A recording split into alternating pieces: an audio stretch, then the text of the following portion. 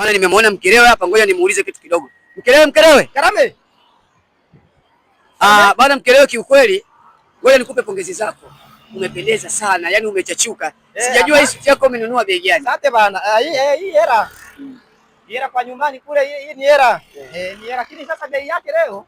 Leo siongee hiyo bei yake. Ni hera. Sawa Mkelewe. Nataka nikuulize kitu kingine. Bana, ni kitu gani ambacho wewe umekutana nacho hapa mjini? Yaani uni gani ambao wewe umekutana nayo hapa mjini? Kwa vijana wa hapa Dar es Salaam. Kwa vijana wa hapa Dar es Salaam. Kuna siku moja nilikuwa nimeenda kutafuta kazi kibarua.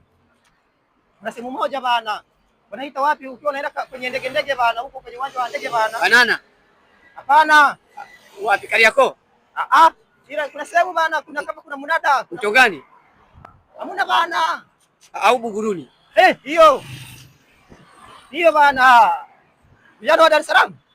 Hiyo nilikubali. Unajua nilipofika pale nikakaa.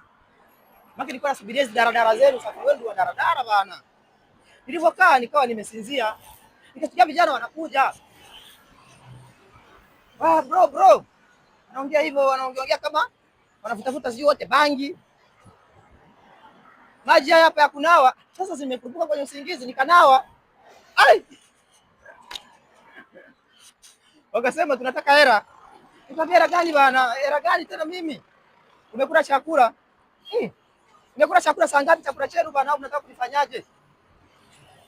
Wakasema kwamba nimekula chakula kama sijara, mbona nimenawa? Bana, na mimi nikajiuliza kwa nini nimenawa, nikawapatia 10,000.